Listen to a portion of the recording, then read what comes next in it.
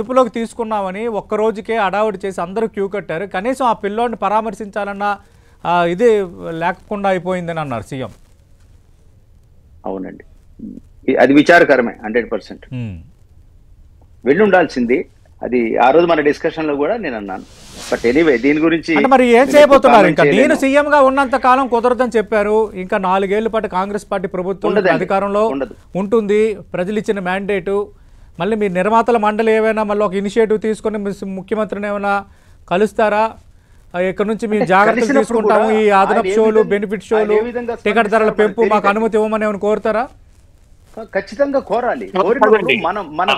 ఎటువంటి అష్యూరెన్స్ మాట్లాడొచ్చండి. యాక్చువల్గా నేను ప్రొడ్యూసర్ కౌన్సిల్ జాయింట్ సెక్రటరీ. అసలు ప్రొడ్యూసర్ కౌన్సిల్ నుంచి ఎవరికి స్పందన లేదు, ఏమీ లేదు. పక్కన పెట్టేస్తే ఇస్ ద ఎఫ్టీసీ చైర్మన్ ఆయనే. ఎఫ్టీసీ చైర్మన్ దిల్ రాజు గారే. 3 సినిమాలు ఆయనవే.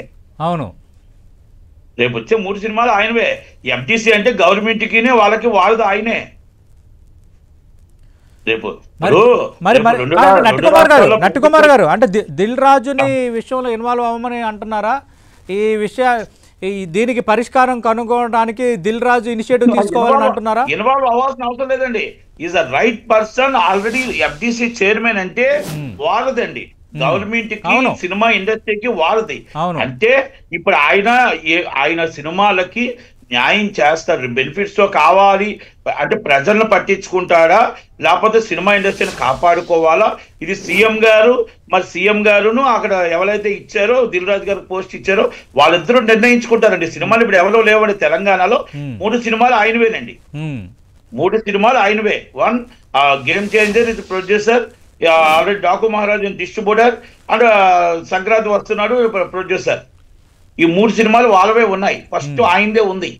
అయితే నేను ఇంకోటి ఏమంటానంటే, ఇక్కడ దిల్ రాజు గారు అవ్వచ్చు, సితారా వాళ్ళు అవ్వచ్చు, మైత్రి రవి గారు అవ్వచ్చు, ఒక్కరు చేసిన తప్పుకి ఇండస్ట్రీ మొత్తం, రాజకందుకూరి గారు చెప్పినట్టు ఇండస్ట్రీ మొత్తం ఎఫెక్ట్ వచ్చింది. ఓకే, ఇప్పుడు ఒక్క మాట అండి, నేనేమంటున్నానంటే తప్పు జరిగిందని పశ్చాత్తాపం పొందుతామా, తప్పు జరిగిందని ఒప్పుకుంటామా, లేకపోతే మన ఇష్టం వచ్చినట్టు ఒక సీఎం ట్రోల్ చేస్తామా?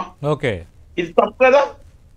ఇప్పుడు తప్పు చేసింది మనము, తప్పు చేసింది మన ఫ్యాన్స్, తప్పు చేసింది మనం తొక్కుసలాట్లో జరిగింది.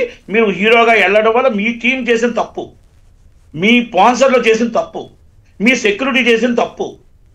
మళ్ళా మీరు ఆయన మీదే మళ్ళీ మీ సీఎం మీద ఇష్టం వచ్చే ట్రోల్ చేయడం అనేది ఎంత దాకా కరెక్ట్? ఓకే, అరెస్ట్ చేశారు అంటే అరెస్ట్ మేము మళ్ళా ఖండించామండి. అరెస్ట్ కూడా ఖండించాం. అరెస్ట్ ఏం ఖండించాం? అత్యుత్సాహంగా అరెస్ట్ ఎందుకు చేశారు? లంచ్ మోషన్ ఆల్రెడీ మూవ్ అయి ఉంది. అత్యున్నత న్యాయస్థానం ఇచ్చిన దాకా ఆగి ఉంటే బాగుండు కదా అనేది మేము ఆ వాదంలో 100